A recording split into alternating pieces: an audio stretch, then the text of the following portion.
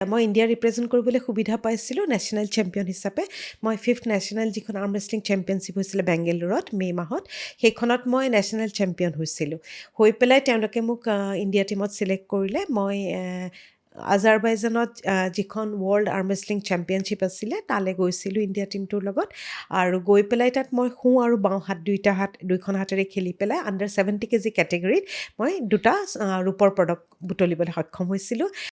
বাইদেৱে কটন কলেজত পঢ়া শুনা কৰিছিলে আৰু যেতিয়া কটন কলেজত আমাৰ বৰ্তমানৰ মুখ্যমন্ত্ৰী হিমন্ত বিশ্ব শৰ্মা ডাঙৰীয়া GS হৈ আছিলে, সাধাৰণ সম্পাদক হৈ আছিলে, সেই বছৰত বাইদেৱে বেষ্ট এথলেটিকৰ সন্মান লাভ কৰিছিলে কটন কলেজত। হয়।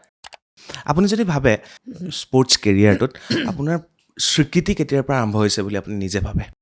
ইণ্ডিয়া টীমৰ জাৰ্চি এইটো এটা সপোন থাকে প্ৰত্যেকজন স্পৰ্টছ পাৰ্চনৰ, ৰাইট? তো ইণ্ডিয়া টীমৰ জাৰ্চিটো যিদিনা পিন্ধিছে সেই সময়ৰ অনুভৱখিনি কওক। মানুহৰ যদি উইল পাৱাৰ থাকে বা এটা মানে লাইফত যদি এম্বিশ্যন এটা থাকে, চ' দেৰিকৈ হ'লেও কিন্তু সেইটো ফুলফিল কৰিব পাৰে। পাঞ্জা বা আৰ্ম ৰেচলিং ৰিকগনাইজ এতিয়াও হোৱা নাই বুলি হয়। কয়, কিয় হোৱা নাই বুলি ভাবে? আমি পাঞ্জা খেলিছিলোঁ বাইদেউ কলেজৰ ডেস্কত, ইটোৱে সিটোক মানে হেৰি হয়। কৰিবৰ কাৰণে। আহিবি খেলিবি নেকি?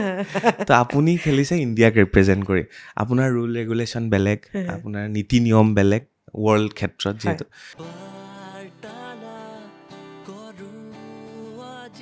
নমস্কাৰ, মই চক্ৰপাণি পৰাশৰ চাবলৈ আৰম্ভ কৰিছে বাৰ্তালাপ। কোন আহিছে ইতিমধ্যে কিছু অনুমান আপোনালোকে কৰিব পাৰিছে।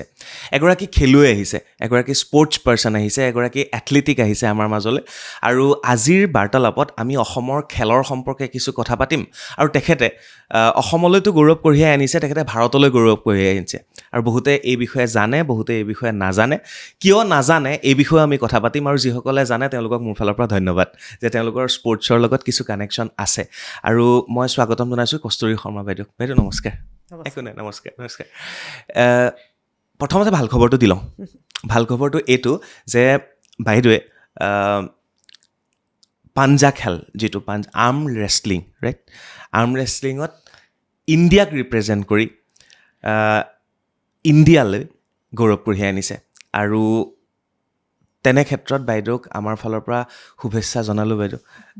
গামোচা নিদিওঁ, এই অনুষ্ঠানটোৰ জৰিয়তে শুভেচ্ছা জনাইছোঁ। বহুত ধন্যবাদ। প্ৰথমতে সেইটো জানি লওঁ, ক'ত হ'ল খেল আৰু কেনেকৈ আপুনি ৰিপ্ৰেজেণ্ট কৰিলে, আৰু কওক। এইখন একচুৱেলি মই ইণ্ডিয়া ৰিপ্ৰেজেণ্ট কৰিবলৈ সুবিধা পাইছিলোঁ নেশ্যনেল চেম্পিয়ন হিচাপে। মই 5th নেশ্যনেল যিখন আৰ্ম ৰেচলিং চেম্পিয়নশ্বিপ হৈছিলে বেংগালুৰুত মে' মাহত, সেইখনত মই নেশ্যনেল চেম্পিয়ন হৈছিলোঁ।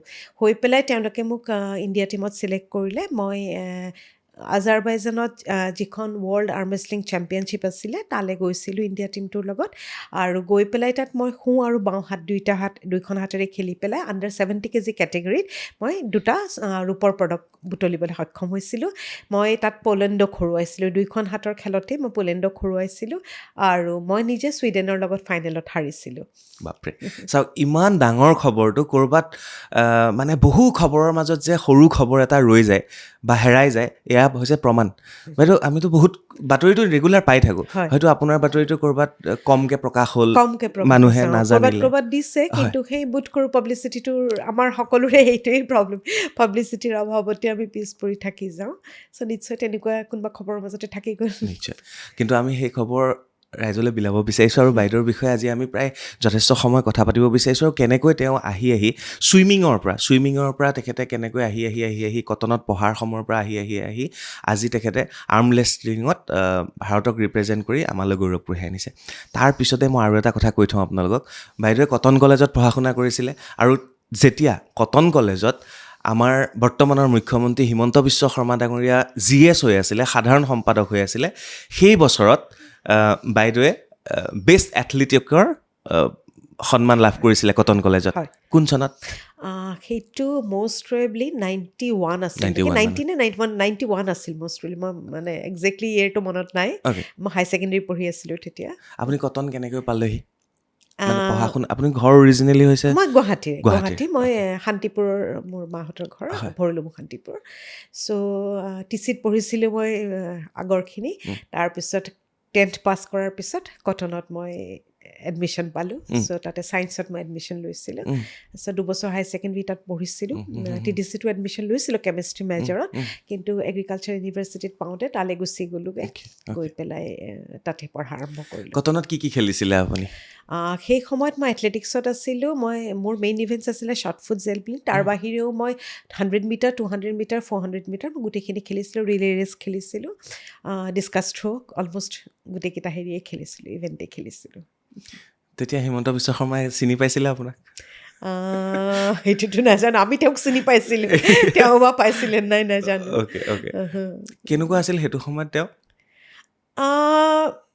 হেৰি হিচাপে একচুৱেলি আমিও মানে হায়াৰ ছেকেণ্ডেৰী সেই বিশেষকৈ ছায়েন্সত জানে কিমান ব্যস্ততাৰ মাজত থাকোঁ তেওঁক লিডাৰ বুলি জানিছিলোঁ আৰু তাৰ বাহিৰে বিশেষ টাচত অহা নাছিলোঁ সেই সময়ত নিজৰ হেৰিতে ব্যস্ত হৈ আছিলোঁ কিন্তু জানিছিলোঁ যে এজন লিডাৰ হয় বা ভৱিষ্যতে তেওঁ নিশ্চয় কিবা এটা কৰিব পাৰিব সেই ভাৱটো আছিলে গম পাইছিলোঁ সেই সময়তে তেওঁৰ হেৰি দেখা পায় নিশ্চয় মই এইটো প্ৰশ্ন এইকাৰণে সুধিব বিচাৰিলোঁ আজি যদি হিমন্ত বিশ্ব শৰ্মা ডাঙৰীয়াই কস্তুৰী শৰ্মা বাইদেউক চিনি মানে এইটো সময়ত পোৱা নাছিল বা তেতিয়া পোৱা নাছিল মই এইকাৰণে ক'ব বিচাৰিছোঁ আজি তেখেতে ইমান ধুনীয়াকৈ বিদেশত খেলি ভাৰতলৈ গৌৰৱ কঢ়িয়াই আনিছে অসমৰ ছোৱালী আপুনি GS থাকোঁতে তেখেতে বেষ্ট এথলেটিকৰ সন্মান লাভ কৰিছিল কটন কলেজত গতিকে আজি আপোনাৰ প্ৰয়োজন আছে তেখেতৰ কাৰণ আগুৱাই যাবৰ কাৰণে কাৰণ আমাৰ আৰ্ম ৰেচলিং বা পাঞ্জা খেলটোক এতিয়াও ৰিকগনাইজ হোৱা নাই গতিকে তেনে ক্ষেত্ৰত অসম চৰকাৰ বা ভাৰত চৰকাৰে যদি সহায় নকৰে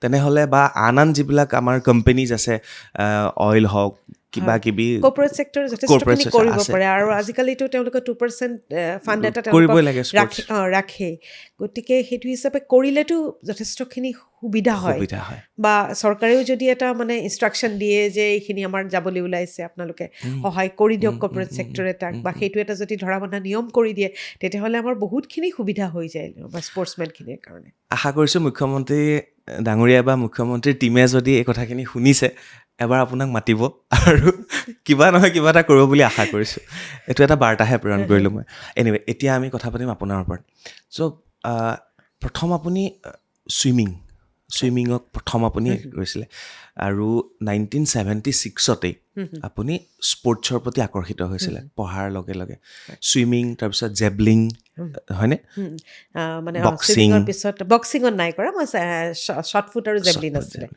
মানে এথলেটিক্সতে আছিলোঁ ঘূৰি যাওঁ 1976লৈ বলক তেতিয়া বিয়াও হোৱা নাছিলে মাতৃও হোৱা নাছিলে একদম সৰু ছোৱালী তেতিয়া 5-4 বছৰ বয়সৰ ছোৱালী তেতিয়া মায়ে একচুৱেলি হেৰি কৰিছিলে মানে চুইমিঙত নাম লগাই দিছিলে যাতে মানে আমি হেৰি কৰোঁ ফিজিকেল ফিটনেছটো আমি হেৰি কৰিব পাৰোঁ দৰকাৰ আৰু সৰুৰে পৰাই মই অলপ মানে শকতাৱত আছিলোঁ হেৰি আছিলোঁ মায়ে কৈছে নাই হেৰিটো দৰকাৰ ফিজিকেল ফিটনেছ এটাৰ দৰকাৰ চ' আৰু ধাৰণা এটা আছিল যে চুইমিং হ'লে হ'ল বডিৰ এক্সাৰচাইজ হৈ যায় চ' তেনেকৈ হেৰি কৰিছিলোঁ তাৰ লগতে অলপ ফ্ৰী হেণ্ড এক্সাৰচাইজ হেৰি মানে আৰু সেই কম বয়সতেই চাগে তেওঁ সেইটোত ইনভলভ কৰাই দিয়াৰ কাৰণে এনেকুৱা হ'ল নেকি মানে স্পৰ্টছ বস্তুটো একেবাৰে সোমাই গ'ল ভিতৰত পঢ়া শুনাৰ লগতে তাৰমানে এনেকুৱা আছিলে যে পঢ়িবও লাগিব লগতে তাৰমানে আমি নিজকে ফিট কৰিও ৰাখিব লাগিব সেই বস্তুটো তাৰমানে সেই সময়তে সোমাই গৈছিলে মনৰ ভিতৰত চ' তেনেকৈ সেইটো খেলিলোঁ তাৰপিছত যেতিয়া অলপমান বুজা হ'লোঁ অলপ ডাঙৰ হ'লোঁ তেতিয়া মই এথলেটিক্সৰ প্ৰতি আকৃষ্ট হ'লোঁ ভাল লাগিলে কাৰণ মই মানে সদায় ইণ্ডিভিজুৱেল ইভেণ্টছ মই হেৰি প্ৰিফাৰ কৰিছিলোঁ কাৰণ ইণ্ডিভিজুৱেল ইভেণ্টছখিনিত কি হয় আমি আমাৰ নিজৰ একচুৱেলি আমি নিজে কেনেকুৱা খেলিব পাৰোঁ বা হেৰি আমি পাৰদৰ্শিতাত দেখুৱাব বেছি সহজ হয় টিম গেমবোৰত কি হয় টিমটোৰ ওপৰত ডিপেণ্ড কৰে বহুত সময়ত টিমটোৱে ভাল পাৰফৰ্ম নকৰিলেও আমি ক'ৰবাত পিছ পৰি ৰৈ যাবলগীয়া হয় চ' সেইকাৰণে এথলেটিক্সত হেৰি কৰিলোঁ আৰু মানে ভগৱানৰ কৃপাত মই যিজন গুৰু পাইছিলোঁ RS ৰংগী বুলি তেওঁ যথেষ্ট আমাৰ মানে খুব ভাল হেৰি গুৰু হিচাপে তেওঁ হেৰি হৈ আছিলে সেই সময়ত আৰু খুব ষ্ট্ৰিক আছিলে আমাৰ লগত আৰু খুব তেনেকৈ মৰমো কৰিছিলে খুব ভালদৰে আমাক নিউ ফিল্ডত আমি প্ৰেক্টিছ কৰিছিলোঁ খুব ভালদৰে তেওঁ আমাক প্ৰেক্টিছ কৰাইছিলে মানে এনেকুৱা আমাক নিউ ফিল্ডখন 4 পাক 5 পাক আমাক দৌৰিবলৈ দিয়ে ফিল্ডৰ কথা কৈছে নিউ ফিল্ড আমাৰ পল্টন বজাৰৰ এতিয়া যিখন চাইৰ হেৰি খুলিছে ফিল্ড নিউ গৈছিলে ফিল্ড ন? আছিলে আগতে, আমি তাতে প্ৰেক্টিচ কৰিছিলোঁ। তাত অন্য একো নাছিলে, জাষ্ট ট্ৰেকটোহে আছিলে, বাকী গোটেই অপেন আছিলে সেই সময়ত। চ' তাতে আমি প্ৰেক্টিচ কৰিছিলোঁ। সেই সময়ত আমাৰ লগত আছিলে মৃদুল লোৰা, জুনুমণি, তেওঁলোক আমি সকলোৱে একেলগে প্ৰেক্টিচ কৰিছিলোঁ তাতে। তেওঁলোক স্পৰ্টছ হোষ্টেলত আছিলে তেতিয়া, মই লোকেলি ইয়াতে হেৰি কৰিছিলোঁ।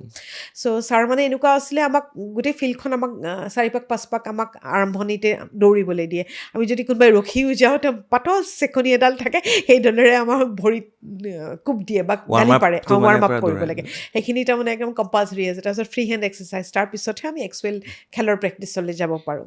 চ' সেনেকৈ ধৰণৰ আমি খুব ষ্ট্ৰিক্টলি মেইনটেইন কৰিছিলোঁ। আৰু সেইখিনি কৰি মেলি আহি আকৌ ঘৰত পঢ়া দায়িত্বটো আছিলে, আকৌ পঢ়িব লাগিছিলে। চ' সেই তেনেকেই আৰম্ভ কৰিছিলোঁ খেলখিনি। প্ৰথমতে ছুইমিং, তাৰপিছত আপুনি এইখিনি কৰি এথলেটিক্সত এথলেটিক্সত, তাৰপিছত আহি পেলাই আপুনি আৰ্ম ৰেষ্টলিঙত, হয়, সেইটো মই অকণমান দেৰিকৈ আহি পালোঁ। মই মানে যেতিয়া 90ত মই এগ্ৰিকালচাৰ ইউনিভাৰ্চিটিলৈ গুচি আহিলোঁ, চ' তেতিয়া তাৰমানে মোৰ তাত মানে এথলেটিক্সৰ কোনো ধৰণৰ সুবিধা নাছিলে, মানে প্ৰেক্টিচ কৰিবলৈও সুবিধা নাছিলে বা কোচো নাছিলে, আৰু চ' তাত কোচৰ অভাৱত অসুবিধা কৰিবৰ কাৰণে। চ' আল্টিমেটলি তাৰমানে মই এথলেটিক্সটোৰ পৰা আঁতৰি আহিবলগীয়া হ'ল। আৰু কিন্তু আগতেই কৈছোঁ, মই ফিজিকেল ফিটনেছটোত গুৰুত্ব দিছিলোঁ। তাতো আমাৰ এগ্ৰিকালচাৰৰ ভিতৰত জিম এটা আছিলে। চ' তাত আমাৰ এজন ইনষ্ট্ৰাক্টৰ আছিলে, লাল বাহাদুৰ পাছৱান বুলি। তেখেতে এদিন মোক হেৰি কৰিলে যে তুমি পাৱাৰ লিফটিং আৰম্ভ কৰিব পাৰা। তাৰপিছত মই বোলো পাৰিম নে নোৱাৰিম, মোৰো অলপ দুধুৰ আছিলে। তাৰপিছত তেওঁ হেৰি আৰম্ভ কৰিলে, মোক গাইড কৰা আৰম্ভ কৰিলে। আৰু তাত ছিনিয়ৰ দাদা বহুতখিনি আছিলে, তেওঁলোকেও শিকালে অলপ চলপ। তেনেকৈ আৰম্ভ কৰি পেলাই পাৱাৰ লিফটিংটো আৰম্ভ কৰিলোঁ। সেই সময়ত প্ৰথম যোৰহাট ডিষ্ট্ৰিক্ট হৈ খেলিলোঁ, তাত ভাল ফল দেখুৱালোঁ, ষ্টেট হ'লোঁ, খেলিলোঁ, তাৰপিছত নেশ্যনেল খেলিলোঁ। চ' তেনেকেই তাৰমানে মোৰ পাৱাৰ লিফটিঙৰ যাত্ৰাটো আৰম্ভ হ'ল। আৰু তাৰ লগতে একেলগে মোৰ আৰ্ম ৰেষ্টলিংটো আৰম্ভ হ'ল, কাৰণ সেই সময়ত পাৱাৰ লিফটিং আৰু আৰ্ম ৰেষ্টলিং অলমষ্ট দুইটা একেলগে কম্পিটিশ্যনবোৰ হৈছিলে। চ' তেনেকৈ দুইটা হেৰি খেলিও মানে ভালেই পাৰফৰ্ম কৰিছিলোঁ। আৰু তেতিয়া সেই সময়তো মই 93, 94 তেতিয়াও তাৰমানে মই ইণ্ডিয়া টীমত সুবিধা পাইছিলোঁ খেলিবলৈ যাবলৈ, কিন্তু মানে আনফৰ্চুনেটলি সেই সময়ত মই যাব নোৱাৰিলোঁ, সেইখিনি সুবিধা মই গ্ৰহণ কৰিব নোৱাৰিলোঁ। চ' সেই সময়ত সেইটো সপোন তেনেকেই থাকি গ'ল আৰু। চ' 96লৈকে মই মানে খেলৰ লগত জড়িত হৈ আছিলোঁ, এই দুটা খেলৰ লগত। আৰু 96ত মই পাছ কৰি ওলাই অহাৰ পিছত চাকৰি জীৱন আৰম্ভ কৰিলোঁ। তাৰপিছত চাকৰিটো মই যিহেতু মই কৰ্পৰেট ছেক্টৰত আছিলোঁ, মোৰ মানে টেৰিটৰীটো খুব ডাঙৰ আছিলে, 8খন ষ্টেট আছিলে, নৰ্থ বেংগল প্লাছ নৰ্থ ইষ্টৰ। গতিকে মই মেক্সিমাম ট্ৰেভেল কৰিবলগীয়া হৈছিলে। সেই সময়ত মই ইমান আৰু সময় দিব নোৱাৰিলোঁ, প্ৰেক্টিচটো অট'মেটিকেলি বাদ পৰি গ'ল। আৰু 2001ত মোৰ বিয়া হ'ল, তাৰপিছত মোৰ ল'ৰাৰ জন্ম হ'ল 3 বছৰমান পিছত। গতিকে আল্টিমেটলি তাৰমানে খেলৰ সেইটোৰ পৰা সেই 96তেই এৰা আৰু তাৰ পৰা বাদ পৰি গ'লগৈ। তাৰপিছত 22 বছৰৰ পিছত পুনৰ আপোনাৰ 28 বছৰ 28 বছৰ পিছত আকৌ আৰম্ভ, ছেকেণ্ড ইনিংছ আৰম্ভ হ'ল। চ' ল'ৰাক বাহিৰলৈ পঢ়াই মেলি উঠি পেলাই সি যেতিয়া হাই ছেকেণ্ডেৰী পাছ কৰি পেলাই 2022ত সি দিল্লীলৈ গুচি গ'ল। তেতিয়া তাৰমানে মই আকৌ 23ত মই ভাবিলোঁ, মই যদি মানে সেই সময়ত মোৰ এনেকুৱা হৈছিল, ইমান ব্যস্ততাৰ মাজত হঠাতে একদম আহৰি পোৱাৰ নিচিনা হ'ল। আৰু মই ভাবোঁ যে সেই সময়ত যদি মই মানে আৰম্ভ নকৰিলোহেঁতেন, মই কিজানি ডিপ্ৰেশ্যনতে গুচি গ'লোহেঁতেন। কাৰণ মানে ইমান বেছি মই এটাতো তাক দূৰলৈ পঠিয়াই দিয়াৰ দুখটো আছিলে, দ্বিতীয়তে তাৰমানে এই খালী সময়খিনি কি কৰোঁ কি নকৰোঁ এনেকুৱা লাগিলে, কিহত ব্যস্ত হওঁ, কাৰণ চাকৰিও বাদ দি দিছিলোঁ তাৰ কাৰণে। তাৰপিছত তেনেকৈ যেতিয়া আকৌ আৰম্ভ কৰিলোঁ 23ত, মই এওঁৰে এজন বন্ধু নেকিব বুলি, তেওঁ মোক এবাৰ হেৰি কৰিলে, লগ পাই পেলাই তেওঁ ক'লে বোলে কি কৰি আছোঁ? মই বোলো নাই, একো কৰা নাই, এতিয়া কি কৰোঁ কি নকৰোঁ তাকে ভাবি আছোঁ। তাৰপিছত চাওঁ তোমাৰ হাতখন আগৰ নিচিনা হৈ আছেনে? তেওঁ মোৰ লগত অকণ পাঞ্জা খেলিলে, ক'লে কিন্তু তোমাৰ এতিয়াও আগৰ ষ্ট্ৰেংথটো আছে, তুমি পাৰিবা। তাৰপিছত তেনেকৈ কওঁতে মই বোলো ঠিক আছে, মই পাৰিম জানো? কৈছে নাই, পাৰিবা, মই এজন ভাল তোমাক গুৰু এজনৰ মই কথা কওঁ, তুমি তেওঁক লগ ধৰি তুমি আকৌ আৰম্ভ কৰা। তেতিয়াই মোৰ এতিয়া বৰ্তমানৰ যি গুৰু দেৱজিৎ শৰ্মা, তেখেতক মোক এড্ৰেছটো দিলে, তেখেতক হেৰি দিলে। এদিন তেওঁ লৈ গ'ল, সিদিনা তেওঁক লগ নাপালোঁ, মই বেলেগ এদিন আকৌ গৈ তেওঁক লগ পালোঁ। তাৰপিছত তেওঁৰ লগত কথা বতৰা পাতি পেলাই মই আকৌ আৰম্ভ কৰিলোঁ। আপোনাৰ গোটেই জাৰ্ণিটোত মানে ইণ্টাৰেষ্টিং আৰু ইনস্পায়াৰিং হয়। আপুনি ছেকেণ্ড ইনিংছ আৰম্ভ কৰিছে, সেই বিষয়ে আপুনি ক'লে। মই কেইটামান প্ৰশ্ন আছে, সেইকেইটা মই সুধিম। আপুনি যদি ভাবে আপোনাৰ মানে স্পৰ্টছ লাইফটোত, স্পৰ্টছ কেৰিয়াৰটোত আপোনাৰ স্বীকৃতি কেতিয়াৰ পৰা আৰম্ভ হৈছে বুলি আপুনি নিজে ভাবে? স্বীকৃতি মই মানে খেলা হিচাপে বা পাব্লিকলি মই মেইন হেৰিটো পাইছিলোঁ এগ্ৰিকালচাৰত থাকোঁতে সেই সময়ত মই যথেষ্ট ভাল কৰিছিলোঁ আৰু আগৰ দুখৰটো ধৰক নেশ্যনেল গেমছ বা হেৰি তাতেই সীমাবদ্ধ হৈ আছিল আৰু সৰু বুলি ইমান সেই সময়ত হেৰিও নিদিয়ে কিবা এটা এচিভ কৰাৰ পিছত কটত থাকোঁতে 2-4জনে জানিছিলে যে এনেকৈ খেলোঁ হেৰি কৰোঁ বুলি মেইনলি এগ্ৰিকালচাৰত থকাৰ সময়ত আৰু মই এগ্ৰিকালচাৰ ইউনিভাৰ্চিটিত 4 বছৰকৈ মই ষ্ট্ৰং ওমেন আইৰণ ওমেন আৰু চেম্পিয়নো আছিলোঁ হা 4 years মই কনজিকিউটিভলি তাতে কলেজৰ ইউনিভাৰ্চিটি তাৰমানে তেতিয়া এগ্ৰিকালচাৰ ইউনিভাৰ্চিটিৰ আণ্ডাৰত আমাৰ কলেজ অফ ভেটেনেৰী ছায়েন্স আছিলে college of home science fishery এনেকৈ গোটেইকেইখন কলেজ এগ্ৰিকালচাৰ কলেজ গোটেইকেইখন হেৰি হৈ আছিলে আমাৰ তেতিয়া ইউনিভাৰ্চিটি এখনেই আছিলে এতিয়া অলপ বেলেগ বেলেগ হ'লগৈ তেতিয়া সেই গোটেইখিনি কলেজৰ মিলাই পেলাই আমাৰ যিখন মানে হেৰি ফেষ্টিভেল হয় ইণ্টাৰ কলেজ ফেষ্টিভেল হয় তাতে মই 4 বছৰকৈ হেৰি পাইছিলোঁ চ' তাৰপিছত নেশ্যনেল লেভেলতো সেই সময়ত ষ্টেটতো নাম কৰিছিলোঁ নেশ্যনেল লেভেলতো নাম কৰিছিলোঁ সেই সময়ত মানে পাৱাৰ লিফটাৰ হিচাপে বা আৰ্ম ৰেষ্টলাৰ হিচাপে মোক জানিছিলে তাৰপিছত মই চিনটোৰ পৰা নাইকিয়াই হৈ গ'লোঁ ঠিক পিক পিৰিয়ডতে মই আকৌ আঁতৰি গুচি আহিলোঁ তাৰপিছত এতিয়া যেতিয়া আকৌ আৰম্ভ কৰিলোঁ 2024 মই নেশ্যনেল চেম্পিয়ন হ'লোঁ সেই বছৰ ৱৰ্ল্ডৰ কাৰণে সেই বছৰ গ্ৰীচৰ এথেন্সত আছিলে ৱৰ্ল্ডখন চ' সেই বছৰ ইণ্ডিয়া টীমত তেওঁলোকে চিলেক্ট কৰিলে সেইবাৰো মই নেশ্যনেল চেম্পিয়ন হৈ বহুত হেণ্ডত মই নেশ্যনেল চেম্পিয়ন আছিলোঁ ৰাইট হেণ্ড আৰু লেফ্ট হেণ্ডত দুয়োটাতে গ'ল্ড পাইছিলোঁ চ' সেই বছৰ কিন্তু আনফৰ্চুনেটলি সেইবাৰ আমাৰ এথেন্সলৈ যোৱা নহ'ল ইণ্ডিয়া টীমটোৰ ভিছাটো কিবা কাৰণত কেঞ্চেল হ'ল যাৰ ফলত তাৰমানে গোটেই টীমটোৱে আমি যাব নোৱাৰিলোঁ এটা ছেটবেকত থাকি যোৱা হ'ল তাৰপিছত 25ত আকৌ আমাৰ এই ডিষ্ট্ৰিক্ট লেভেলৰ পৰাই আৰম্ভ কৰিব লাগে ডিষ্ট্ৰিক্টতো খেলিলোঁ তাতো মই মাষ্টাৰ্ছতো ছিনিয়ৰ্ছতো মই দুয়োটাতেই গ'ল্ড মেডেল পালোঁ তাৰপিছত ষ্টেটত গ'লোঁ ষ্টেটত চেম্পিয়ন হ'লোঁ মোৰ কেটেগৰীত তাৰপিছত নেশ্যনেলো চেম্পিয়ন হ'লোঁ এইবাৰ 25ত মই কেৰেলাৰ আছিলে প্ৰিন্সি বুলি তেখেতক মই হৰুৱাইছিলোঁ তাৰপিছত হৰুৱাই আকৌ সেই ইণ্ডিয়া টীমটোত চান্স পালোঁ পাই এইবাৰ আজাৰবাইজানৰ বাকত আছিলে তাত ৱৰ্ল্ড চেম্পিয়নশ্বিপখন তাতে মই ইণ্ডিয়া টীমটোত হেৰি কৰিছিলোঁ ৰিপ্ৰেজেণ্ট কৰিলোঁ আৰু এইবাৰ 32 কাণ্ট্ৰি আহিছিলে অল অভাৰ ৱৰ্ল্ডৰ তালৈ 32 কাণ্ট্ৰি আহিছিলে তাৰ ভিতৰতে চিলভাৰ দুটাকৈ আপুনি চিলভাৰ ইণ্ডিয়া টীমৰ জাৰ্চি এইটো এটা সপোন থাকে প্ৰত্যেকজন স্পৰ্টছ পাৰ্চনৰ ৰাইট তো ইণ্ডিয়া টীমৰ জাৰ্চিটো যিদিনা পিন্ধিছে সেই সময়ৰ অনুভৱখিনি কওক মানে বুজাব নোৱাৰা এটা অনুভূতি মানে ভাষাৰে একচুৱেলি এইটো এক্সপ্ৰেছ কৰা অসুবিধা খুবেই ভাল লাগিছিলে খুবেই গৌৰৱ অনুভৱ কৰিছিলোঁ ইণ্ডিয়াৰ নামটো আছিলে তাৰ তলত মোৰ নামটো আছিলে খুব ভাল লাগিছিলে নামটো কস্তুৰী আছিলে নে অকল শৰ্মা আছিলে কস্তুৰী বুলি আছিলে সেইটো আছিলে আৰু খুব ভাল লাগিছিলে আৰু স্পেচিয়েলি যেতিয়া মই মাজে মাজে ফটোবোৰ লগাই আছোঁ দেই আপোনালোকে চাই থাকিব পাৰিব চ' তেতিয়া মানে হেৰিটোৰ লগতে মানে জাৰ্চিটোৰ লগতে যেতিয়া মেডেলটো পাইছিলোঁ যেতিয়া ইণ্ডিয়াৰ ফ্লেগখন লৈ পেলাই সেই মেডেলটো লৈছিলোঁ তেতিয়া তাৰমানে চকুৰে এতিয়াও মোৰ সেইটো চিন্তা কৰি চকু পানী ওলাই গৈছে চকুৰে চকু পানী ওলাই গৈছিলে গোটেই গাৰ নোম শিয়ৰি গৈছিলে মানে এনেকুৱা লাগিছিল যে প্ৰভুৱে মোক গোটেইখিনি দি দিছে মই যথেষ্টখিনি সুখী আছিলোঁ সেই সময়ত আৰু মানে চবতকৈ ভাল লাগিছিল যে মোৰ কাৰণে যিখিনি কষ্ট কৰিছিলে মোৰ গুৰুৱে হওক মোৰ দুজনকৈ গুৰু আছিলে মই আগতে কৈছোঁ এজন দেৱজিৎ শৰ্মা ছাৰ আৰু এজন ডক্টৰ ৰমণী শৰ্মা তেখেতে মোক গোটেই ষ্ট্ৰেংথখিনি কেনেকৈ মই মেইনটেইন কৰিব লাগে মোৰ হোল বডিৰ এক্সাৰচাইজ মই কেনেকৈ কৰিম কি এক্সাৰচাইজ কৰা মোৰ দৰকাৰ এই গোটেইখিনি তেখেতে গাইড কৰিছিলে প্লাছ মোক মেণ্টেলিও যথেষ্টখিনি ষ্ট্ৰং হ'বলৈ তেওঁ ট্ৰেইন আপ কৰিছিলে চ' তেওঁলোকলৈ মনত পৰিছিল যে মই এটলিষ্ট মানে তেওঁলোকক এটা মোৰ কাৰণে গৌৰৱ কৰা এটা সুবিধা দিছোঁ মোৰ খুব ভাল লাগিছিলে আৰু মোৰ ফেমিলিটো বা থেংক ইউ চ' মোৰ ফেমিলিটো বা মানে মোৰ হাজবেণ্ডে যিমানখিনি মোক ইনস্পায়াৰ কৰিছে বা মোৰ পৰিয়ালৰ মানুহখিনিয়ে মোৰ ল'ৰাই চ' এই গোটেইখিনি তাৰমানে চিন্তা কৰি মোৰ সেই সময়ত প্লাছ ভাৰতৰ হেৰিখন যেতিয়া মই লৈছিলোঁ মোৰ যথেষ্ট গৌৰৱ অনুভৱ হৈছিলে মানে এনেকুৱা লাগিছিল যে মই দেশক কিবা এটা দিব পাৰিছোঁ মানে যিটো সপোন এটা আছিলে বহুত দিনৰ পৰাই চ' প্ৰায় 30 বছৰীয়া এটা সপোন সেই সপোনটো তাৰমানে পূৰা কৰিছিলোঁ খুব ভাল লাগিছিলে মই অকণমান বেলেগ প্ৰশ্ন এটা কৰোঁ আপোনাৰ ভাল লাগিব চকু পানীখন মুচি লওক এইকণ মানে সুখৰ চকু পানীটো হয়নে হয় নিশ্চয় এটা কথা সুধিব মন গৈছে মই আপোনাক প্ৰত্যেকগৰাকী মহিলাৰ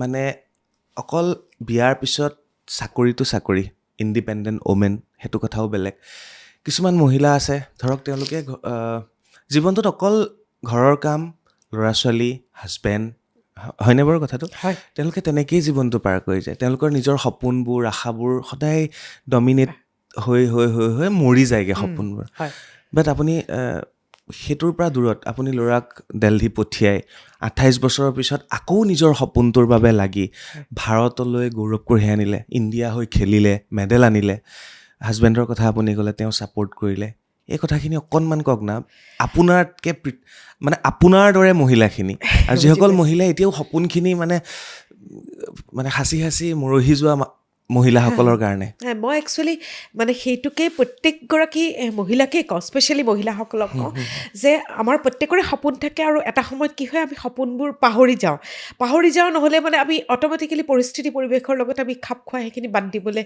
মানে বহুতে মানে নিজৰ ইচ্ছাত বাদ দিয়ে বহুতে কিন্তু বহুত কষ্ট কৰি পেলাই দবাই ৰাখে চ' মই তেওঁলোকক আহ্বান জনাওঁ যে মানে নিজৰ ডিউটিবোৰখিনি কৰক ডিউটি ঠিকমতে কৰক ডিউটিত আপুনি হেমাহি কৰিব নালাগে কিন্তু ডিউটিখিনি কৰি পেলাই এটা সময়ত আমি সময় পাই যাওঁ আমাৰ ল'ৰা ছোৱালী যেতিয়া ডাঙৰ হয় হয় লাহে লাহে আমি সময় পাই যাওঁ গতিকে সেই সময়খিনিত আকৌ নিজৰ কাৰণে আমি ভাবিবলৈ মানে ওলাই অহাটো উচিত আমি প্ৰত্যেকৰে নিজৰ সপোনবোৰ যিটো কৰি ভাল পায় কোনোবাই কিছুমানে কেতিয়াবা খোৱা বনাই ভাল পায় দহজনক শিকাই ভাল পায় চ' তেওঁ তেনেকৈ কৰিব পাৰে কোনোবাই চিলাই কৰি ভাল পায় কোনোবাই পঢ়ি ভাল পায় লিখি ভাল পায় চ' যেনেকৈ বিচাৰে চ' তেনেকৈ নিশ্চয় মানে কৰিব লাগে মোৰ মতে আৰু মানে মই ভাবোঁ মানুহৰ যদি উইল পাৱাৰ থাকে বা এটা মানে লাইফত যদি এম্বিশ্যন এটা থাকে চ' দেৰিকৈ হ'লেও কিন্তু সেইটো ফুলফিল কৰিব পাৰে মানে মই নিজে অনুভৱ কৰোঁ যে মানুহৰ উইল পাৱাৰটো থাকিলে তাৰমানে কৰিব নোৱাৰা কাম একো নাই নিশ্চয় অলপ সময়ৰ ইফাল সিফাল হ'ব পাৰে আপুনি ধৰক যিটো সময়ত কৰিব লাগিছিল সেই সময়ত নোৱাৰিলে কিন্তু পিছত হ'লেও তাৰমানে আপুনি সেইটো কৰিব পাৰিব আৰু বৰঞ্চ কিছুমান ক্ষেত্ৰত ভালে যিখিনি লিখা মেলা কৰে বা যিখিনিয়ে মানে কালচাৰৰ লগত জড়িত তেওঁলোকৰ বেছি সুবিধা কিয় সেই সময়ত তেওঁ যথেষ্ট অভিজ্ঞতা পুষ্ট হৈ যায় যথেষ্ট অভিজ্ঞতা আহৰণ কৰে তেওঁলোকৰ বৰঞ্চ সেই অভিজ্ঞতাবোৰক লৈ পেলাই তেওঁলোকে আৰু বেছি ভালকৈ নিজক নিয়োজিত কৰিব পাৰে লিখা মেলা কামখিনিত মই ভাবোঁ তেওঁলোকৰ কাৰণে আৰু বেছি সুবিধা গতিকে বাদ দিব নালাগে তাৰমানে নিজৰ হেৰিখিনি তেওঁলোকে সদায় কৰি থাকিব লাগে আৰু লগতে আমাৰ বহুত মানে মই আমাৰ মহিলাক দেখিছোঁ তেওঁলোকে নিজক কিন্তু খুব নেগলেক্ট কৰে মানে ফিজিকেল হেৰিটোত বহুতে নেগলেক্ট কৰে চ' মিনিমাম ফিজিকেল এক্টিভিটিজ এটা আমি বহুতে ভাবোঁ যে মই ঘৰৰ ইমানখিনি কাম কৰোঁ মই আৰু বেলেগে ফিজিকেল এক্টিভিটিজ কৰা দৰকাৰ নহয় কিন্তু নহয় তাৰ মাজতো দৰকাৰ হয় কাৰণ আমি যেতিয়া কামখিনি কৰোঁ ঘৰৰ তাত আমাৰ মানে হ'ল ফিজিকেল এক্সাৰচাইজ নহয় তাৰ বাহিৰেও আমাৰ কিছুমান ফিজিকেল এক্সাৰচাইজ কৰিবলগীয়া থাকে গতিকে আল্টিমেটলি নিজকে ফিট কৰি ৰাখিবলৈ 10টা বেমাৰৰ পৰা নিজকে বচাই ৰাখিবৰ কাৰণে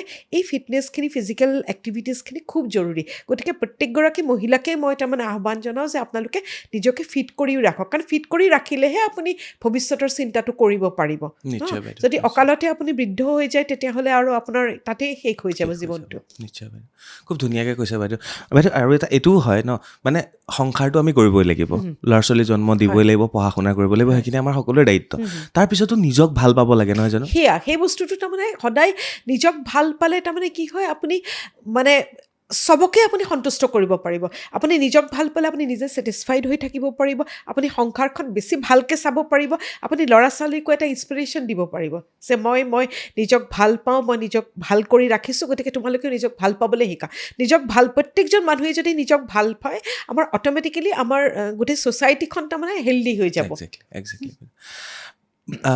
বাইদেউ আপোনাৰ মেট্ৰিক কেতিয়া মই 87 ডাইৰেক্ট সুধিব নোৱাৰি ন বয়সটো মই উলিয়াই লৈছোঁ তো মই 2005ত মেট্ৰিক আৰু মোৰ জন্ম 1988ত আৰু আপুনি 1977তে আপুনি খেলা আৰম্ভ কৰিছে গতিকে 53 years সহজ কৰি দিছোঁ তো মই সেইদিনা এখন কিতাপ পঢ়িলোঁ কিতাপখন খুব ধুনীয়া কিতাপ মই কিতাপখন মোৰ মা আৰু দেউতালৈ পঠিয়াইছোঁ বাৰ্ধক্যও সুন্দৰ হ'ব পাৰে কিতাপখন বৰ ধুনীয়া মানে তো আমি কওঁ ন 40ৰ পিছতহে আমাৰ জীৱনটো আৰম্ভ হয় বুলি কওঁ হা তো মোৰ এতিয়া 37 আৰু 3 বছৰ আছে ধৰক তো ৰিয়েলি 40-50ৰ পৰা আমি নিজক সঁচাকৈ আমি ভাল পাবলৈ আৰম্ভ কৰোঁনে মই এজ এ মানে বা হিচাপে আপোনাক সুধিছোঁ না একচুৱেলি মানে মোৰ ক্ষেত্ৰততো মই নিজক ভাল পাবলৈ আৰম্ভ কৰিছোঁ কাৰণ কি হয় সেই সময়ত তাৰমানে অট'মেটিকেলি মানুহৰ মেচিউৰিটি এটাও আহে বহুত বস্তু আমি ৰিয়েলাইজ কৰিব পাৰোঁ, বুজিব পাৰোঁ। চ' আৰু তাৰ আগৰ বয়সখিনি কি হয়, আমি অট'মেটিকেলি তাৰমানে আমি ষ্ট্ৰাগল কৰোঁতেই যায়, পঢ়া শুনালৈ ষ্ট্ৰাগল কৰিলোঁ, কেৰিয়াৰলৈ ষ্ট্ৰাগল কৰিলোঁ। চ' সেইখিনি কৰি কৰি যেতিয়া আমি 40s পাওঁহি বা মানে আৰ্লি 40sত আমি থাকোঁ, তেতিয়া তাৰমানে আমাৰ লাহে লাহে মানে গোটেই ৰিয়েলাইজেশ্যনবোৰ আহে যে আমি কি কৰিছোঁ, কি নাই, এই গোটেই, আৰু সেই সময়ত মই আগতে কৈছোঁ যে মেচিয়ৰিটিটো আহে। গতিকে আমি বুজি পাবলৈ, নিজকো বুজি পাবলৈ আৰম্ভ কৰোঁ, বা আমি 10জনৰ কথা চিন্তা কৰিবলৈ, আমি ছ'চাইটিৰ কথা চিন্তা কৰিবলৈ তেতিয়া আৰম্ভ কৰোঁ। মই ভাবোঁ তেতিয়া মানুহৰ মানে বেছি মেচিয়ৰ্ড হয় মানুহ হয়।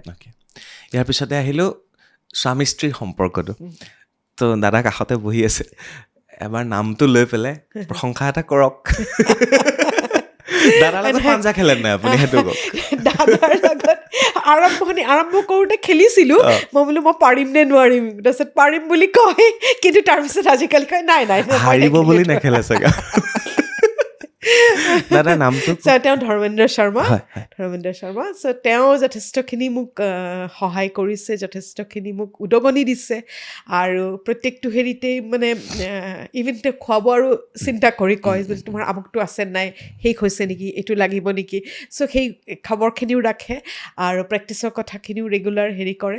গোটেইখিনি কোঅপাৰেশ্যন পাইছোঁ। লগতে মোৰ গোটেই পৰিয়ালটোৰ পৰা সকলো, আমি এতিয়াও জইণ্ট ফেমিলিত থাকোঁ। চ' সকলোৰে পৰা মই যথেষ্টখিনি হেৰি পাইছোঁ। মোৰ জেঠাশুহঁতেই হওক বা মোৰ ব্ৰাদাৰ ইন ল যিসকল আছে, প্ৰত্যেকেই তাৰমানে মোক তেনেকৈ হেৰি দিয়ে, উৎসাহ যোগায় বা হেৰি কৰে, ভাল পায়। মই যেতিয়া কোনোবা এখন জিকি আহোঁ বা হেৰি আহোঁ, লগে লগে তেওঁলোকক ফোন কৰি জনালে তেওঁলোকে খুব হেৰি হয়। এইবাৰো তেনেকৈ হেৰি কৰি জনাইছোঁ যেতিয়া, প্ৰত্যেকেই মোক ইয়াৰ পৰাই ফোন কৰিছে ইউৰোপলৈকে। চ' প্ৰত্যেকেই ভাল পায়, তাৰমানে হেৰি পাইছোঁ। তো সেই বস্তুখিনিও জৰুৰী, তাৰমানে এগৰাকী মহিলাৰ তাৰমানে ওলাই আহিবৰ কাৰণে ঘৰখনৰ ছাপৰ্টটো, ঘৰৰ খুব ক্ল'জ মানুহখিনি ছাপৰ্টটো, প্লাছ তেওঁলোকৰ উৎসাহ উদ্দীপনা বহুত মেটাৰ কৰে, বহুতখিনি জৰুৰী হয়। আৰু ল'ৰায়ো তেনেকৈ মোক, সি যদিও বাহিৰত থাকে, সিও ৰেগুলাৰ হেৰি কৰে। সিও আনকি মোৰ স্পনচৰৰ কাৰণেও সি বিচাৰিছে, হেৰি কৰিছে, চেষ্টা কৰিছে কৰিবা মাক হেল্প কৰি দিব। লাষ্টত তাৰমানে সি যেতিয়া মই পোৱা নাই, হেৰি কৰা নাই, মই হতাশ হৈ যাওঁ, সি মোক কৈছে, মামা তুমি কিছুদিন আৰু ৱেইট কৰা, মই চাকৰিত সোমাই দিলে তুমি চিন্তা কৰিব নালাগে, মই তোমাক স্পনচৰ কৰিম, তোমাক বেলেগ স্পনচৰৰ দৰকাৰ নাই, মই তোমাক হেৰি কৰিম, খৰচবোৰ দিম। এইবাৰ এইখিনিতো আপোনাৰ পাৰ্চনেল কথা, কেনেকৈ আহিলে কি আহিলে। এইবাৰ অকল স্পৰ্টছটোৰ ওপৰত কথা পাতোঁ। পাঞ্জা বা আৰ্ম ৰেচলিং ৰিকগনাইজ এতিয়াও হোৱা নাই বুলি কয়, কিয় হোৱা নাই বুলি ভাবে? আৰু এনেকুৱা বহু খেল আছে দেই বাইদেউ, যিবিলাক খেল মানে, যিবিলাক আমি কওঁ ন, ক্ৰিকেট হওক, ফুটবল হওক, আপোনাৰ বক্সিং হওক, এইবিলাক মানে কিবা মানুহে জনপ্ৰিয় খেল টাইপ হয়। আৰু কিছুমান খেল আছে যিবিলাকে ইমান ভাল খেল, ইণ্ডিপেণ্ডেণ্ট খেল ন। চ' এইবিলাক কিয় ৰিকগনাইজ নহয় পটককৈ? প্ৰথম কথাটো মই ভাবোঁ গোটেই মানুহখিনি, মানে খেলুৱৈখিনিয়ে হওক বা ইয়াৰ লগত জড়িত যিখিনি মানে এছ'চিয়েশ্যন আছে, তেওঁলোক গোটেইখিনি একলগ হ'ব লাগে। সেইটো বহুত জৰুৰী। কাৰণ কি হয়, 2-3টা যেতিয়া এছ'চিয়েশ্যন হৈ যায়, তেতিয়া বহুত ক্ষেত্ৰত কি হয়, মানে গভৰ্ণমেণ্টটো কনফিউজ হৈ যায় যে কাক আমি সহায় কৰিম, প্ৰত্যেককে বেলেগে বেলেগে সহায় কৰা সম্ভৱ নহয়। চ' সেই এটা বহুত জৰুৰী হয় যে গোটেইখিনিয়ে লগ হৈ পাঞ্জাটো হিচাপে তাৰমানে তেওঁলোকে এটা এছ'চিয়েশ্যন ফৰ্ম কৰক, তেওঁলোকে আগবাঢ়ি যাওক, গভৰ্ণমেণ্টক এপ্ৰ'চ কৰক। আৰু ইয়াৰ বাহিৰেও কিন্তু কেইখনমান ষ্টেট আছে যিয়ে তাৰমানে পাঞ্জাই হওক বা বেলেগ খেলবোৰেই হওক, গোটেইবোৰক তাৰমানে একেটা লেভেলতেই তেওঁলোকে ৰিকগনাইজড কৰিছে। যেনেকৈ আমাৰ একদম ওচৰৰ মেঘালয় আছে, তেওঁলোকে প্ৰত্যেকটো স্পৰ্টছকে সমানেই গুৰুত্ব দিয়ে। তেনেকৈ মণিপুৰ আছে, অৰুণাচল আছে, মিজোৰাম আছে, ইফালে গুজৰাট আছে। চ' তেওঁলোকে গোটেইখিনিক সমানেই গুৰুত্বটো দিছে। গতিকে আল্টিমেটলি তেওঁলোকৰ ফালৰ পৰা ডেভেলপমেণ্টটো সহজ হৈ যায়, তেতিয়া প্ৰত্যেকেই হেল্প পায় গভৰ্ণমেণ্টৰ ফালৰ পৰা। চ' সেইটো এটা। দ্বিতীয়তে আমাৰ গোটেই হেৰিখিনিও তাৰমানে এছ'চিয়েশ্যনখিনিও প্ৰত্যেকেই নিজৰ নিজৰ হেৰিটো কৰি ল'ব লাগে, মানে যিটো ছ'চাইটি হেৰি আছে, চ' ছ'চাইটিৰ আণ্ডাৰত তেওঁলোকে ৰেজিষ্ট্ৰেশ্যনটো কৰি লোৱাটো প্ৰত্যেকেই জৰুৰী হয়। চ' তেনেকৈ তাৰমানে আগবাঢ়িলেহে, প্ৰথম যদি গভৰ্ণমেণ্টৰ ফালৰ পৰা ইয়াত আৰম্ভ কৰি, অলিম্পিকত হেৰি দেৰিকেই হওক লাগিলে, এটলিষ্ট আমাৰ ইণ্ডিয়ান প্লেয়াৰখিনিয়ে সেই সুবিধাখিনি পাব, বা গভৰ্ণমেণ্টেও তেওঁলোকক দিবলৈ সহজ হৈ যাব। এতিয়া বহুত সময় টেকনিকেল গ্ৰাউণ্ডতে তেওঁলোকে তাৰমানে হেৰি কৰি থৈ দিয়ে, যিটো ৰিকগনাইজ নহয়, গতিকে তেওঁলোকক সহায় কৰিব নোৱাৰোঁ বুলি তাৰমানে সেইটো পিছ পৰি থাকে। বাইদেউ আপুনি গৈছিলেনে, মানে আমাৰ চৰকাৰৰ ওচৰত গৈছিলেনে? হয়, মই খেল বিভাগৰ ওচৰলৈও গৈছিলোঁ। খেল বিভাগে মোক কোৱা মতে তেওঁলোকে যিহেতু নপৰে অলিম্পিক স্পৰ্টছৰ ভিতৰত নপৰে ইভেন মই আমাৰ স্পৰ্টছ মিনিষ্টাৰ নন্দিতা গৰ্লিচা মেমক তেওঁলোকে মই গৈছিলোঁ তেওঁকো সেইটো হেৰি কৰিলোঁ চ' তেওঁলোকৰ তাৰমানে সেইটো টেকনিকেলি তাৰমানে যিহেতু হেৰিৰ ভিতৰত অলিম্পিকত নপৰে আৰু তেওঁলোকৰ যিটো ৰুলছ ৰেগুলেশ্যন সেইখিনি মতে তেওঁলোকে তাৰমানে অকল অলিম্পিক গেমছবোৰকে হেল্প কৰিব পাৰে সেইটো কাৰণে তেওঁলোকৰ ফালৰ পৰা কোনো ধৰণৰ সহায় সহযোগ সম্ভৱ নহয় তাৰমানে আশা কৰিছোঁ সোনকালে পাৱাৰ লিফটিং আমাৰ ৰিকগনাইজ হ'ব পাৱাৰ লিফটিং আৰ্ম ৰেষ্টলিং গোটেইখিনি য়েছ ৰিকগনাইজ হ'ব বুলি আশা কৰিছোঁ আৰু মানে আজি কাবাডীয়ে হওক বা আৰ্ম ৰেষ্টলিঙেই হওক বা খ' এইবিলাক হ'ল আমাৰ নিজৰ খেল হা আমাৰ ভাৰতৰ ইয়াৰে আৰম্ভণি গতিকে আজি কি হৈছে বেলেগ পৃথিৱীৰ বেলেগ দেশে সেইখিনি লৈ মানে তেওঁলোকে আৰম্ভ কৰি তাৰ অনুশীলন কৰি তেওঁলোক বহুত ওপৰলৈ গুচি গৈছে কিন্তু আমাৰ প্লেয়াৰখিনি সেই সুবিধাখিনি নোপোৱাৰ ফলতেই তাৰমানে একদম তল পৰি ৰৈছেগৈ আৰু এনেকুৱা যদি হয় তাৰমানে এসময়ত আমাৰ নিজৰ খেলখিনিয়ে আমাৰ ইয়াৰ পৰা বিলুপ্ত হৈ যাবগৈ নিশ্চয় বাইদেউ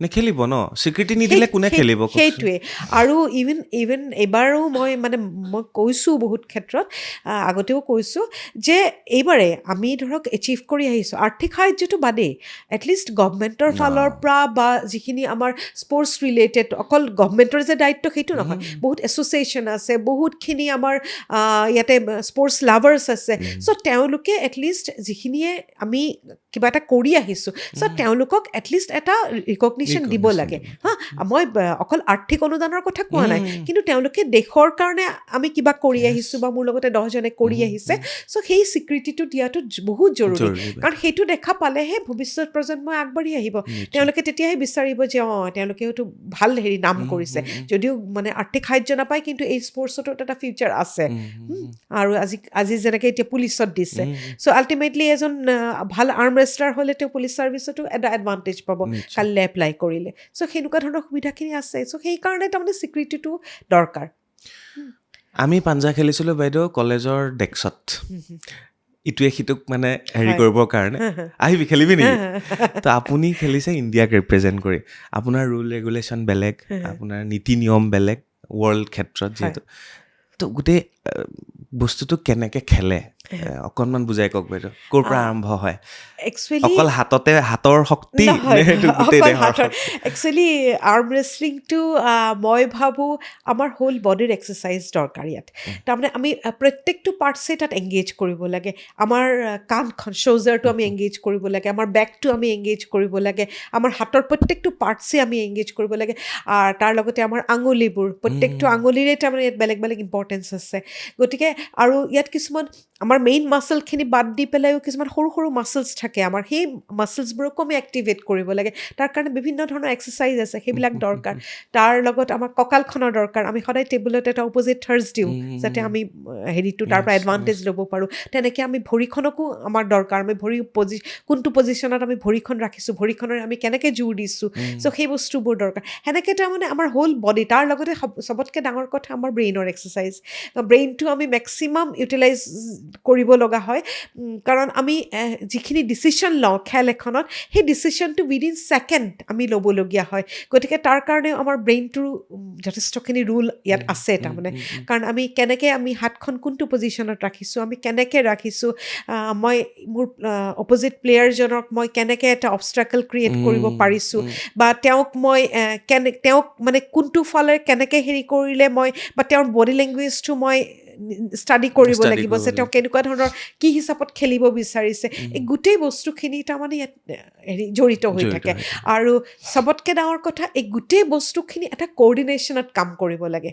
হা বোলে এইটোৱে মোক আগতে এটা ছিগনেল দিলে সেইটোৱে পিছত দিছে চ' সেনেকৈ হ'লেও নহ'ব আমি যেতিয়া খেলিবলৈ যাম হেৰি টেবুলখনত আমাৰ ব্ৰেইনটোৰ পৰা বডিৰ গোটেই মানে পাৰ্টছখিনিয়ে আমাক এটা ছেইম ছিগনেল দিব লাগিব এটা কোঅৰ্ডিনেশ্যনত গোটেই ছিগনেলটো লাগিব তাৰমানে তেতিয়াহে আমি খেল এখন জিকিব পাৰিম বডিৰ প্ৰত্যেকটো মানে পাৰ্টে আপোনাৰ হাতখনলৈ শক্তিটো ঠেলিব লাগিব হাতখনলৈ মানে একজেক্টলি হাতখনলৈ শক্তি বুলি নহয় গোটেইখিনিয়ে তাৰমানে নিজৰ ৰ'লটো প্লে' কৰিব লাগিব হয় আমাৰ সমাজত যেনেকৈ প্ৰত্যেকজন মানুহৰে এটা হেৰি আছে, প্ৰত্যেকজন মানুহৰে এটা ৰোল থাকে, আমি গোটেই মানুহখিনিৰ ৰোলখিনি ভালকৈ হেৰি কৰি পেলাই এখন সমাজ, সুস্থ সমাজ এখন আমি পাওঁ। ঠিক তেনেকৈ তাৰমানে খেলটো তেনেকুৱা, ইয়াত তাৰমানে প্ৰত্যেকটো পাৰ্টছে নিজৰ নিজৰ ৰোলবোৰ প্ৰপাৰলি যেতিয়া প্লে কৰিব আৰু কোঅৰ্ডিনেশ্যনত যেতিয়া প্লে কৰিব, তেতিয়াহে তাৰমানে আমি খেল এখন জিকিব পাৰোঁ।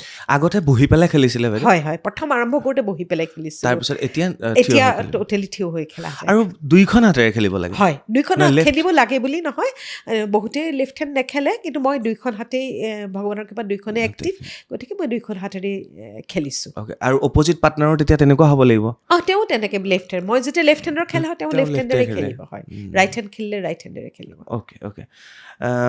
বাইদেউ আৰু এটা মই বস্তু ইয়াত লিখি থৈছিলোঁ, হোৱাট ইজ পাৱাৰ, মানে আপুনি পাৱাৰটো, শক্তিটো কেনেকৈ ক্ৰিয়েট হয় বুলি ভাবে? পাৱাৰটো একচুৱেলি মানে গোটেই বস্তুটো ফিজিকেল প্লাছ মেণ্টেল। আমি মনেৰেও অনুভৱ কৰিব লাগিব সেই পাৱাৰটো, মই কেনেকৈ, মোৰ কি পাৱাৰ আছে বা কি হেৰি, মই সেই মনৰ পৰাও সেইটো হেৰি, বহুত সময়ত কি হয় আমাৰ ফিজিকেল এক্টিভ মানে হেৰিটো আছে, পাৱাৰটো আছে, কিন্তু আমি মেণ্টেলি সেইটো অনুভৱ কৰা নাই। আল্টিমেটলি তাৰমানে আমি সেই হেৰিটো একজেক্ট হেৰিটো নাপাওঁ তাৰমানে। চ' ইয়াতো সেই মই অলপ আগতে যিটো ক'লোঁ কোঅৰ্ডিনেশ্যনৰ কথা, সেইটো মেণ্টেল আৰু ফিজিকেল দুইটা বস্তু মিলি পেলাইহে একজেক্ট পাৱাৰ এজন মানুহে মানে আউটপুট দিব পাৰে। সেইটো বস্তু খুব জৰুৰী হয়। আৰু এনেই আমি ফিজিকেল পাৱাৰ বুলি ক'লে হেৰি কৰোঁ যে আমি মানে এজন আমি মনৰ পৰা তাৰমানে আমি যিটো হেৰি মানে গাৰ পৰা আমি যিটো হেৰি দিব পাৰোঁ, আমি মানে যিটো ফ'ৰ্চ বা হেৰি দিব পাৰোঁ এটা মানে কাম এটাত, চ' সেইটোৱে একচুৱেলি আমাৰ পাৱাৰ হয়। আমি কিমানখিনি আমি খটুৱাব পাৰিছোঁ, পাৱাৰ এনেই ভিতৰততো চবৰে থাকে, কিন্তু আমি যে পাৰ্টিকুলাৰ, ছাপ'জ মই এই টেবুলখন ঠেলিবলগীয়া হয়, এই টেবুলখন ঠেলোতে মই কেনেকৈ ব্যৱহাৰ কৰিছোঁ মোৰ পাৱাৰখিনি, সেইটোৰ ওপৰত ডিপেণ্ড কৰে, তাৰমানে মই কেনেকৈ ইউটিলাইজ কৰিছোঁ। আৰু এটা শব্দ লিখি থৈছিলোঁ আমি, এনাৰ্জি ৱেষ্টেজ, যিটো এনাৰ্জি ৱেষ্টেজো হয় নেকি? ডেফিনেটলি ইয়াত এনাৰ্জি ৱেষ্টেজো হয়। বহুত সময়ত কি হয়, আমি খেলিছোঁ, আমি হেৰি কৰি আছোঁ, বা ধৰা মোক অপনেণ্টজনে মোক হেৰি কৰিব বিচাৰিছে, ছাপ'জ তেওঁ মোতকৈ অলপ উইক হয়, চ' তেওঁ, কিন্তু মই কি কৰিছোঁ, মই জাষ্ট তেওঁক ডিফেন্স কৰি থৈ দিছোঁ, মই ডিফেন্স কৰিছোঁ, মই খেলা নাই, মই তাক ডিফেন্স কৰিছোঁ ৰখাই থৈ দিছে আৰু ৰখাই থৈ দিছোঁ। তো আল্টিমেটলি তেওঁ ট্ৰাই কৰি আছে, আল্টিমেটলি তেওঁৰ এনাৰ্জিখিনি ৱেষ্ট হৈ আছে। চ' আৰু তাৰ ফলত কি হয়, তেওঁ যেতিয়া এনাৰ্জিটো ৱেষ্ট হৈ যাব, যেতিয়া তেওঁ বহুতখিনি ফেড আপ হৈ যাব খেলি খেলি, তেওঁৰ যেতিয়া এনাৰ্জিখিনি কমি যাব, তেতিয়া মই তাৰ এডভান্টেজটো ল'ব পাৰোঁ, তেতিয়া মই তেওঁক হৰুৱাবলৈ মোৰ সহজ হৈ যায়গৈ। চ' মই যাক প্ৰথমতে অকল সমানে আপোনাৰোতো এনাৰ্জি ৱেষ্ট হৈ থাকিব? মোৰ এনাৰ্জি হেৰি নহয়, কিন্তু মই জাষ্ট মোৰ ফ'ৰ্চ এটা দি পেলাই মই ৰাখি থৈ দিছোঁ, মই বিশেষ পাৱাৰ মই তাত ইউটিলাইজ কৰা নাই, কিন্তু তেওঁ মানে পূৰা যুঁজি আছে। তেওঁ যেতিয়া মোক পূৰা যুঁজি আছে খেলিবৰ কাৰণে মোৰ লগত হেৰি কৰিব, মই তেতিয়া তেওঁৰ লগত যুঁজা নাই, মই জাষ্ট নিজকে ষ্টেবল কৰি ৰাখি থৈ দিছোঁ। চ' তেওঁ, আৰু বহুত সময়ত কি হয়, তেনেকৈ যেতিয়া তেওঁ যুঁজি থাকিব, তেওঁৰ মাছলছখিনিও পাম্প হৈ যায়, মই সেইটো এডভান্টেজ ল'ব পাৰোঁ। কিন্তু জেনেৰেলি আমি ডিফেন্স নেখেলোঁ বেছিভাগে, আমি খুব বোলে জানো যে মই বহুত বেছি ষ্ট্ৰং হয়, কাৰণ সেইটো ৰিস্ক ল'বলৈ ভয় লাগে। মই বহুত বেছি ষ্ট্ৰং হয়, মই তেওঁ মোৰ কাৰণে একো নহয়, মই যদি তেওঁক আগতীয়াকৈ জানো বা জাজ কৰোঁ, তেতিয়া সেনেকৈ হেৰি কৰা হয়। আৰু বহুত সময়ত কি হয়, আমি খেলি আছোঁ, খেলি থাকোঁতে বহুতবাৰ আমাৰ ফাউল হয়, চ' যেতিয়া ফাউল গেমবোৰ হৈ যায়, তেতিয়া আল্টিমেটলি খেলাও হয়, কিন্তু ফাউল হৈ গৈছে, কোনো ডিচিশ্যন তাত হোৱা নাই, গতিকে সেনেকৈ আমি কেইবাখনো মেটচ খেলিবলগীয়া হয়। কেইমিনিটত ডিচিশ্যন হয়? ইয়াত কোনো সময়ৰ কথা নাই। আপুনি আমাৰ যিখন পিন পেড আছে, চ' পিন পেডত যেতিয়াই অপনেণ্টজনে আমাক হেৰি কৰিব, পিন কৰা বুলি কওঁ আমি, এইখনত টাচ কৰিলে, চ' পিন কৰে, তেতিয়া হাৰি যায়। আৰু তাতে বহুতখিনি হেৰি আছে, কথা আছে যে তেওঁ সেই সময়ত যেতিয়া পিন কৰিছে, তেওঁ যাতে ফাউল পজিশ্যনত নাই, ফাউল হোৱা নাই, সেইবিলাক বস্তু চাবলগীয়া হয়, যাতে ৰেফাৰী সেইখিনি দায়িত্ব। তো সেই গোটেইখিনি চাই, তেওঁ যদি ফাউল নকৰাকৈ যদি পিন কৰে, তেতিয়াহ'লে তেওঁ জিকি যায়। কোন দেশৰ খেলুৱৈৰ লগত পাঞ্জা খেলিবলৈ অলপ ভয় লাগে? এইবাৰ মই ফিল কৰিলোঁ, মানে মই নিজে খেলা হেৰি লৈ পেলাই, ছুইডেনৰ প্লেয়াৰ্ছখিনি যথেষ্ট ষ্ট্ৰং হয়, তেওঁলোক যথেষ্ট হেৰি হয়, আৰু USA প্লেয়াৰ ষ্ট্ৰং, USAৰ মানে সৰু সৰু ল'ৰাবোৰো যথেষ্ট ষ্ট্ৰং, তাৰমানে টাফ হয় হেৰিখিনি। আৰু বাকী বিশেষ আৰু মই মানে ইমান হেৰি নাপালোঁ, মই ছুইডেনৰে হেৰি পাইছোঁ, ছুইডেনৰ ৱেইট কেটেগৰীৰ ওপৰত ডিপেণ্ড কৰে। মই আমাৰ যিটো হেৰি হয় মাষ্টাৰ্ছৰ হয়, আমাৰ দুটা ৱেইট কেটেগৰী থাকে, এটা বিল' 70, এটা এবভ 70, মই বিল' 70 খেলোঁ। বিল' 70 আৰু বাকী হাতটো ৰাইট হেণ্ড লেফ্ট হেণ্ড যিয়ে যিটো চলি খেলে থাকে। আৰু শেষৰ ফালে আহিছোঁ নেক্সট আৰু খেল ক'ত আছে আপোনাৰ প্লেনিং কি নেক্সট আছে আমাৰ ৰিচেণ্টলি ডিষ্ট্ৰিক্ট অনুষ্ঠিত হ'ব ডিষ্ট্ৰিক্টৰ পিছত ষ্টেট খেল আছে ষ্টেটৰ পৰা আকৌ নেশ্যনেললৈ চিলেকশ্যন আছে সদায় কি আকৌ তলৰ পৰা যাব লাগে নহয় এইবাৰ আমি নালাগিব Okay. আমি যিখিনিয়ে তাৰমানে ৱৰ্ল্ডত পজিশ্যন পায় তেওঁলোকে জাষ্ট নেশ্যনেলত কমপ্লিট কৰিলে হয় বাকী তাৰমানে কম্পিট কৰিব নালাগে আৰু বাকী এনেই যিখিনি অন্য প্লেয়াৰ থাকে যেনেকৈ তাৰ আগলৈকে ময়ো ডিষ্ট্ৰিক্টৰ পৰা আৰম্ভ কৰিছিলোঁ প্ৰত্যেকবাৰেই জিৰ'ৰ পৰা ষ্টাৰ্ট কৰিবলগীয়া হয় চ' এইবাৰ ভগৱানৰ কৃপাত যিহেতু India হৈ গ'ল। ইণ্টাৰনেশ্যনেল পজিশ্যন এটা পালোঁ গতিকে এইবাৰ অলপ সহজ হৈ যায় তথাপিও খেলিবলৈ মন যায় ডিষ্ট্ৰিক্টখন খেলিলোঁ ষ্টেট খেলিলোঁ তাৰপৰা নেশ্যনেলখন লাগিব এইখন কম্পালচৰি নেশ্যনেল খেলি নেশ্যনেলত যে পজিশ্যন পায় জেনেৰেলি 2টা পজিশ্যন তেওঁলোকে ইণ্ডিয়া টীমত ৰিপ্ৰেজেণ্ট কৰিবৰ কাৰণে ৱৰ্ল্ডৰ কাৰণে চিলেক্ট কৰে চ' নেক্সট আছে আমাৰ জাপানত আছে হয় আৰু 2টা প্ৰশ্ন আছে মানুহৰ কিবা নহয় কিবা এটা বস্তুলৈ ভয় থাকে আপোনাৰতো ভয় বোলা বস্তুৱে নাই হাত দুখন আছে চ' তথাপি সুধিছোঁ মহিলাসকলৰ কথাই কৈছোঁ বৰ্তমানতো বহুত চেঞ্জ হ'ল তথাপি মহিলাসকল এতিয়াও ক'ৰবাত ৰাতি দেৰিকৈ ওলাওঁতে সোমাওঁতে ঘৰত এটা প্ৰশ্ন হয় তো আপুনি সেইখিনিৰ পৰা সদায় পৃথক চাগে মোৰ মতে কাৰণ আপোনাৰ পাৱাৰ আছে হাত দুখন পাৱাৰ আছে হেৰি আছে তথাপিও তাৰমানে সাৱধানে অহা যোৱা কৰোঁ সেইখিনি সাৱধানতা অৱলম্বন কৰোঁ যাতে সেনেকুৱা ধৰণৰ কেতিয়াও ছিটুৱেশ্যনত পৰিবলগীয়া নোহোৱাটোৱেই বিচাৰোঁ চ' সেইটো ফালৰ পৰা অলপ নিৰ্ভীক হয় মনৰ হেৰিটো সাহসটো আছে যে মই এটলিষ্ট নিজকে প্ৰটেক্ট কৰিব পাৰিম বা হেৰি সেইখিনি সাহস আছে কিন্তু তথাপিও যিমান পাৰোঁ ছেফ ছাইডত থাকিবলৈ চেষ্টা কৰোঁ প্ৰত্যেকগৰাকী মহিলা ছোৱালী তেনেকুৱা হ'ব লাগে হয়নে হয় এটলিষ্ট মিনিমাম হেৰি এটা লাগে তাৰমানে নিজকে প্ৰটেক্ট কৰিবৰ কাৰণে দৰকাৰ সেইটো কাৰণে আজিকালি বহুতে মাৰ্চেল আৰ্টছবোৰো শিকে হয় সেইটো এটা জৰুৰী হয় তাৰমানে দেখিছে এইটো আজিকালি কেনেকুৱা ধৰণৰ ঘটনাবোৰ হৈ থাকে গতিকে নিজকে প্ৰটেক্ট কৰা প্ৰত্যেকৰে মিনিমাম হেৰি এটা থাকিব লাগে তাৰমানে কেপেবিলিটি এটা এতিয়া আপুনি বোৱাৰীজনী কেনেকুৱা বিচাৰিব মোৰ একচুৱেলি মই ফ্ৰী মাইণ্ডেড হয় যেনেকুৱাই হয় মই তেনেকুৱাই একচেপ্ট কৰি ল'ম মোৰ কোনো হেৰি নাই খালি এটাই বিচাৰোঁ মই বোৱাৰী নহয় মই ছোৱালী হিচাপে তাইক লৈ আহিম গতিকে আমাকো তাই যিটো এটাই ল'ৰা মোৰ গতিকে আমাকো তাই নিজৰ মাক বাপেকৰ নিচিনাই হেৰি কৰাটো বিচাৰোঁ এইটো আপোনাৰ ল'ৰাই প্ৰশ্নটো শুনি বিৰাট ভাল পাব শেষ প্ৰশ্ন আপুনি ছাকচেছটো কেনেকৈ ভাবে হোৱাট ইজ ছাকচেছ সফলতা একচুৱেলি বহুত সময়ত মানুহৰ মেণ্টেলিটিৰ ওপৰতো ডিপেণ্ড কৰে চ' মই কোনটোক সফল বুলি ভাবিছোঁ কি বস্তুটোক মই সফল বহুতে ভাবে যে প্ৰফেশ্যনেল লাইফত এটা ছাকচেছ পাইছে সেইটোৱে সফল কিছুমানে ভাবিছে মই মেৰিড লাইফত খুব হেপ্পী সেইটোৱে সফলতা চ' প্ৰত্যেকৰ কাৰণে সেই ডেফিনেশ্যনটো বেলেগ বেলেগ আল্টিমেটলি যিটো বস্তুৱে মানুহক মেক্সিমাম সুখ দিব পাৰে মেক্সিমাম হেপ্পী হয় এজন মানুহে চ' মই ভাবোঁ সেইটোৱে সেইজন মানুহৰ কাৰণে সফলতাৰ মাপকাঠি নিশ্চয় বহুত বহুত ধন্যবাদ বা আপুনি আহিলে আৰু এয়া আছিল কস্তুৰী শৰ্মা বাইদেউ আৰু তেখেতে ইণ্ডিয়া টীমক ৰিপ্ৰেজেণ্ট কৰি 2টাকৈ মেডেল বৰ্তমান কঢ়িয়াই আনিবলৈ সক্ষম হৈছে ভাৰতলৈ অসমৰ গৌৰৱ আৰু সৰুতে তেওঁ খেলা ধূলা কৰিছিল কটন কলেজত তেখেতে মুখ্যমন্ত্ৰী হিমন্ত বিশ্ব শৰ্মা GS থাকোঁতে তেখেতে বেষ্ট এথলিট আছিল আৰু 28 বছৰৰ পিছত পুনৰ তেওঁ জীপাল হ'ল আৰু পুনৰ তেওঁ খেলিবলৈ আৰম্ভ কৰিলে আৰু অসমৰ বাবে গৌৰৱ কঢ়িয়াই আনিলে কিছু সময় কথা পাতিলোঁ তেওঁৰ লগত ভাল লাগিল বহুতখিনি কথা আমি শিকিলোঁ আৰু বহু মহিলা ছোৱালীক তেখেতে উদ্বুদ্ধ কৰিবলৈ সক্ষম হ'ল বুলি ভাবিছোঁ এই অনুষ্ঠানৰ জৰিয়তে কেনেকুৱা লাগিলে আপোনালোকৰ অনুষ্ঠানটো চাই কমেণ্ট কৰিবলৈ নাপাহৰিব ধন্যবাদ থেংক ইউ